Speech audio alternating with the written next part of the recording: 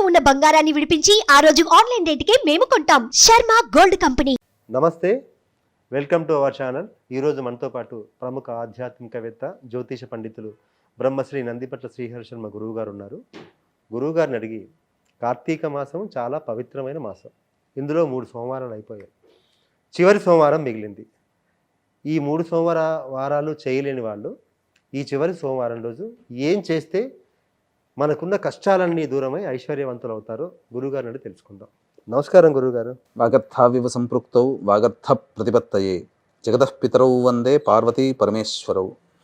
సదాశివ సమారంభాం శంకరాచార్య మధ్యమాం అస్మదాచార్య పర్యంతం వందే గురు పరంపరాం. ఆదిత్యాయ చ సోమాయ మంగళాయ బుధాయ చ గురు శుక్ర శనిభ్యశ్చ రాహవే కేతవే నమః.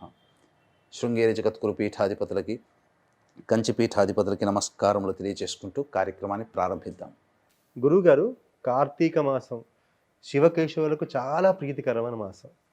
సరే, చివరికి వచ్చేసాం. ఇప్పుడు 3 సోమవారాలు అయిపోయి, కార్తీక సోమవారాలు. ఆ 3 సోమవారాలు చేసుకోలేని వాళ్ళు చివరిగా ఈ కార్తీక సోమవారం రోజు ఎలాంటి విధి విధానాలు పాటిస్తే, ఎలాంటి పూజలు చేస్తే వాళ్ళకున్న కష్టాలన్నీ దూరమై ఐశ్వర్యవంతులు అవుతారో తెలియజేయండి సార్. తప్పకుండానండి వెంకటేష్ గారు. అసలు ఈ కార్తీక మాసం అంటేనే పుణ్యం సంపాదించుకునేటువంటి మాసం. అయితే చాలామంది ఏమనుకుంటారంటే, పుణ్యం అని అంటే ఏదో గుట్టలుగా సంపాదించుకుంటామని అనుకుంటుంటారు ఈ పూజలు చేయడం వల్ల. కానీ వాస్తవాన్ని గమనించుకుంటే నిజంగా పుణ్యం చేసుకోవడానికి మార్గాలు ఏర్పడతాయి. అంటే ఏం జరుగుతుంది అంటే, ఉన్న నిజము చెప్పాలి, శాస్త్ర ప్రకారము కర్మ సిద్ధాంతం ప్రకారం చెప్పాలి అని అంటే, ఈ శివారాధన ఫలితం వల్ల గత జన్మ కర్మ దోషాలు, పాపాలు ఏవైతే ఉన్నాయో, ఆ యొక్క త్రినేత్రుడి నేత్రజ్వాలలో మన్మధుడు గనక దహనమైపోయి బూడిదగా మిగిలిపోయినట్టుగా ఆ యొక్క మన గత జన్మ కర్మ దోషాలన్నీ శివానుగ్రహం, ఆగ్రహం చేత బూడిదైతే మనకు అనుగ్రహించి మన కర్మదోషాలని పాపాలని బూడిద చేస్తాడు. తర్వాత జరిగేటువంటి మార్పు ఏంటంటే, పుణ్యం ఎలా వస్తుంది అని అంటే, పుణ్యం సంపాదించుకోవాల్సినటువంటి జ్ఞానాన్ని మనకు ప్రసాదిస్తాడు. ఏ పని చేస్తే మంచి, ఏ పని చేస్తే చెడు, ఎవరికి ఎటువంటి సహాయాలు చేస్తే, ఎటువంటి దానాలు చేస్తే మంచి జరుగుతుందనే విచక్షణ కలిగి మంచి పనుల వైపు మానవుడి యొక్క మేధస్సు వెళుతుంది. ఆలోచనలు, బుద్ధి అన్నీ మంచి పనులు చేసుకుంటూ వెళ్తాడు. ఆ విధంగా పుణ్యం వస్తుంది తప్ప మనం ఇది చేయడం వల్ల పుణ్యం రాదు. పుణ్యం చేసుకునే మార్గాలు మనకు కలుగుతాయి. ఆ విధంగా మనిషి పునీతుడు అవుతాడు. తద్వారా వాడి జీవితం ఆ చెప్పినటువంటి విధానాన్ని అనుసరించినటువంటి వాళ్ళ జీవితంలో ప్రశాంతత వస్తుంది, కుటుంబం సంతోషంగా ఉంటారు. ఇవి పుణ్యం వల్ల కలిగేటువంటివి. కాబట్టి ఈ కార్తీక మాసం అనేక మాసాల్లో వ్రతాలు, పూజలు, అభిషేకాలు, హోమాలు, నోములు ఇలా ఆచరించేవి కొన్ని ఉన్న మాసాలైతే కేవలం గత జన్మ కర్మ దోషాలు, పాపాలు తొలగిపోవడానికి పెట్టబడినటువంటి మాసముగా ఈ కార్తీక మాసం ప్రసిద్ధికెక్కింది. కాబట్టి కార్తీక మాసమిగా ఇప్పటి వరకు చాలామంది అనేక రకాలుగా ఈశ్వరుని ఆరాధన చేసుకుందాం అనుకుని బిజీ స్కెడ్యూల్ ఉండి చేయలేని వాళ్ళకి ఈ కార్తీక ఆఖరి సోమవారం ఒక వరం. తర్వాత చాలామంది ఈ కార్తీక సోమవారం అప్పుడే అయిపోతుందా, ఈశ్వరుని ఎన్నో విధాలుగా చేసుకున్నాం, 1వ సోమవారం, 2వ సోమవారం, 3వ సోమవారం, అసలు సోమవారాలే కాకుండా ప్రతిరోజు ఈశ్వరుని ఇలా ఆరాధన చేసుకోవాలని ఒక్కొక్క రోజు ఒక్కొక్క ప్రత్యేకముగా చేసుకొని ఉండి ఇంకా చేసుకోవాలి, ఇంకా ఈశ్వరుని అనుగ్రహం పొందాలని పరితపించే వాళ్ళు ఈ సోమవారం రోజున ఈ కొన్ని ఈశ్వర అనుగ్రహం కోసం కొన్ని పరిహారాలు చేసుకోవాలి. ఇప్పుడు వీక్షించేటువంటి ప్రేక్షకుల్లో ప్రాణంతో సమానమైనటువంటి దాన్ని ఆ ఈశ్వరునికి అర్పిస్తే ఆ ఈశ్వరుడు మనకు ప్రాణదాతగా ఉంటాడు. ఈ కార్తీక ఆఖరి 4వ సోమవారం రోజున ప్రాణదాతగా ఉండవయ్యా అనే భావంతో ఈశ్వరుని ఆరాధన చెయ్యాలి. ఎందుకంటే వెంకటేష్ గారు, మీకైనా నాకైనా ప్రపంచానికైనా ప్రాణమే కదా ముఖ్యం. ఈ ప్రాణం ఉంటేనే అన్ని పనులు చేయగలుగుతాం కదా. మరి ఈ ప్రాణమే మనకు ప్రసాదింపచేసే ఆపద సమయంలో మనకు ఇబ్బందులు ఉన్నప్పుడు ప్రాణాన్ని కాపాడగలిగే పుణ్యాన్ని ఈ 4వ కార్తీక సోమవారం రోజున ఎలా పొందాలో మనం ఈ యొక్క కార్యక్రమంలో తెలియజేసుకుందాం. ముఖ్యంగా ఈ కార్తీక సోమవారం 4వ సోమవారం రోజున బ్రహ్మముహూర్త కాలంలో లేచి కాలకృత్యాదులు తీర్చుకొని 4 గంటల నుంచి సూర్యోదయం వరకు కూడా శివ పరివార చిత్రపటానికి పుష్పమాల వేసి అక్కడ అభిషేకం చేసుకునే అవకాశం ఉన్నవాళ్ళు ఇప్పుడు చెప్పబడే విధంగా అభిషేకం చేసుకోవచ్చు. ఎలా? ఆ యొక్క చిత్రపటం ముందు అష్టదళ పద్మం వేసి ఇరువైపులా ఆవు నేతితో దీపారాధన చేసి, లేదా నువ్వుల నూనెతో కానీ దీపారాధన చేసి, ఆ అష్టదళ పద్మము మీద చక్కగా పసుపు కుంకుమ రంగరించి, తరువాత దాని మీద 2 తమలపాకులు, దాని మీద ఒక గిన్నె లాంటిది ఏదన్నా బోర్లిచ్చి, ఆ గిన్నె మీద 3 తమలపాకులు పెట్టి, ఆ తమలపాకుల మీద శివలింగం పెట్టి, ఆ రోజున అంతకు ముందు కంటే రోజున దొరికేటువంటి అనేక రకాలైనటువంటి ద్రవ్యములతో ఇంట్లో తెచ్చిపెట్టుకొని, ఆ ద్రవ్యములతో శివాయ నమః శివాయ నమః శివాయ నమః అనుకుంటూ అభిషేకం చేయండి. అభిషేకం చేసే ఓపిక లేని వాళ్ళు ఆ చిత్రపటం ముందర అభిషేకం చేసే ఓపిక ఉన్న వాళ్ళు అభిషేకం చేసిన తర్వాత, అభిషేకం చేయలేని వాళ్ళు ఆ చిత్రపటం ముందర చక్కగా శివపరివారం దగ్గర ఆ యొక్క బిల్వదళములతో కానీ శివ అష్టోత్తరంతో అర్చన చేయాలి. వివిధ పుష్పాలతో, అష్టపుష్పాలతో, మల్లెపూలు, మల్లికా పుష్పములు, చామంతి పూలు, ఇలా 8 రకాలైనటువంటి పుష్పములతో దొరికేటువంటి అర్చన చేస్తే చాలా సంతోషిస్తాడట ఈశ్వరుడు. అప్పుడు శివ సహస్రనామ పారాయణం చేసి అష్టోత్తర పూజ చేయాలి.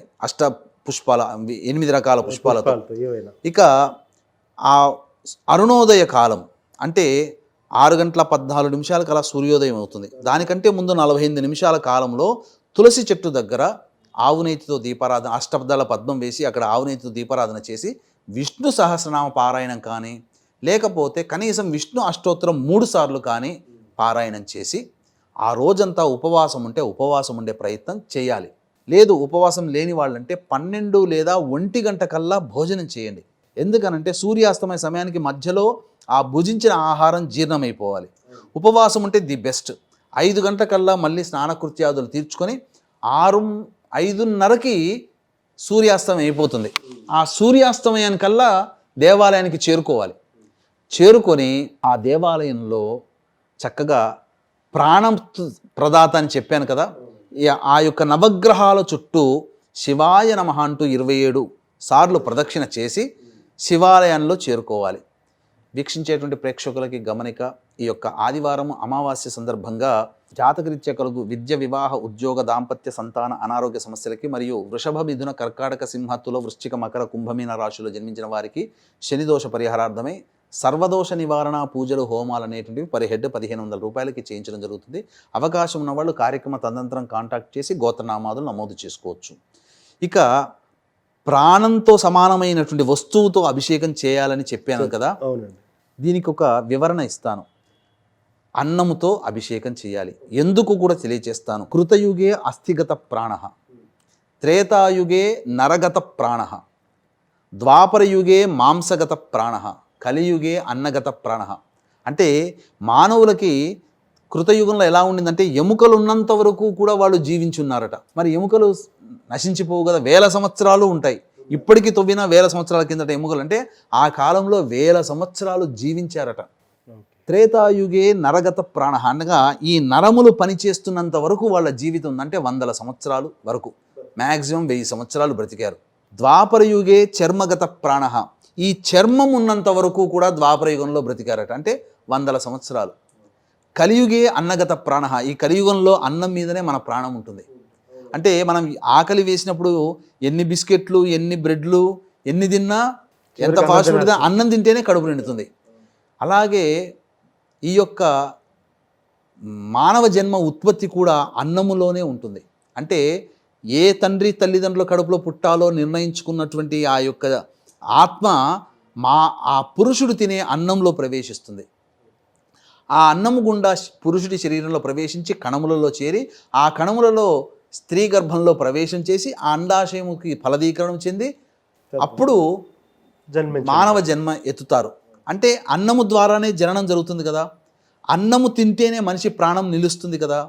కాబట్టి మనకు అనేక యుగాల్లో గనక మనం చూసుకున్నట్లయితే వెంకటేష్ గారు, మనకి ఈ మధ్య చూసుకుంటే శ్రీకాళహస్తిలో తిన్నడు కంటికి కన్ను పెట్టడం ద్వారా మోక్షాన్ని ప్రసాదం, విక్రమాదిత్యుడు తన శిరస్సును ఖండించి అమ్మవారికి అర్పించడం ద్వారా మళ్ళీ గొప్ప అమ్మవారి అనుగ్రహాన్ని పొందాడు. అలాగే విష్ణు భగవానుడు కాశీక్షేత్రంలో మణికర్ణికా ఘాట్లో 1000 తామర పుష్పాలతో పూజ చేసి ఒక పుష్పం తక్కువ అవడం వల్ల ఒక కన్నుని పుష్పంగా సమర్పించడం ద్వారా సుదర్శన చక్రాన్ని పొందగలిగాడు. త్రిపురాసురులు కూడా ఒక కన్నుని సమర్పించడం ద్వారా శివుని ద్వారా వరాలు పొందగలిగారు.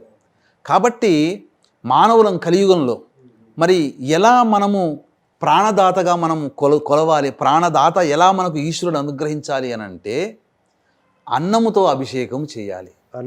అన్నాభిషేకం. కాబట్టి ప్రెషర్ కుక్కర్లో కనుక వేస్తే ముద్దగా అవుతుంది. కాబట్టి అన్నాన్ని గంజి వార్చినట్లయితే పుల్లలుగా ఉంటుంది. గోరువెచ్చగా ఉండాలి, ఉడుకుడుకుగా ఉండకూడదు. గోరువెచ్చగా ఉన్నటువంటి అన్నముని తీసుకొని ఇలా చేతిలో తీసుకొని ఇలా ధారగా బియ్యాన్ని పట్టుకొని ఇలా ధారగా పోస్తే ఎలా వస్తుందో అలా అన్నముని చేతిలో తీసుకొని ఈ 5:30 నుంచి 6:30 మధ్య కాలంలో ఆ యొక్క సంధ్యా సమయంలో శివ శివ శివ శివ శివాయ నమః శివాయ నమః అనుకుంటూ దేవాలయంలో ఉన్నటువంటి శివలింగానికి కానీ, లేకపోతే దేవాలయం బయట ఉన్నటువంటి శివలింగానికి కానీ, లేదా మీ ఇంట్లో పెట్టుకున్నటువంటి శివలింగానికి కానీ అభిషేకము చేసుకోవాలి. చేసి ఆ యొక్క అన్నము అంతా కూడా మీ కుటుంబ సభ్యులు నైవేద్యంగా భుజించవచ్చు. ఉపవాసం ఉండి ఆ రోజు రాత్రికి భుజించవచ్చు. ఎందుకంటే ఏకాదశి రోజున కూడా ఉపవాసం ఉండేవాళ్ళు ఆ రోజున భుజించాలి. ఏకాదశి ఉపవాసం లేని వాళ్ళు కూడా ఆ రోజు భుజించవచ్చు. ఆ విధంగా ఆ శివాభిషేకం చేసినటువంటి అన్నాన్ని నైవేద్యంగా అందరూ తీసుకున్నట్లయితే మన ప్రాణముతో సమానమైన, ఎందుకంటే ఈశ్వరుని యొక్క శక్తి ఎటువంటిదంటే మనం మారేడు దళాలతో అర్చన చేస్తే ఎందుకు చేస్తున్నాము? లక్ష్మీ స్వరూపం, ధనము కావాలనే కోరికతో మారేడు దళాలతో అర్చన చేస్తాం. కాబట్టి మనకు అచిరకాలంలోనే ధనవంతులమవుతాం. కాబట్టి ఏది కావాలని చెప్పి ఆ యొక్క ద్రవ్యముతో గనక అభిషేకం చేస్తే 100 రెట్ల ఫలితాన్ని మనకిస్తాడు. మన ప్రాణంతో సమానంగా ప్రాణం ఆ యొక్క అన్నము ద్వారానే మనం పుట్టాము. కాబట్టి మన పుట్టుకకు కారణమైనటువంటి అన్నాన్ని గనక అభిషేకంగా ఆ ఈశ్వరునికి ద్రవ్యంగా వినియోగించినట్లయితే మనకు ప్రాణదాతగా మిగులుతాడు. ఇది అనుభవిస్తే తప్ప తెలియదు. ఆపద సమయంలో 1 సెకండ్ తప్పిందనంటే మన ప్రాణాలు పోయేటివిరా, కానీ మనం రక్షించబడ్డం ఏ పుణ్యము అని అంటారు కదా.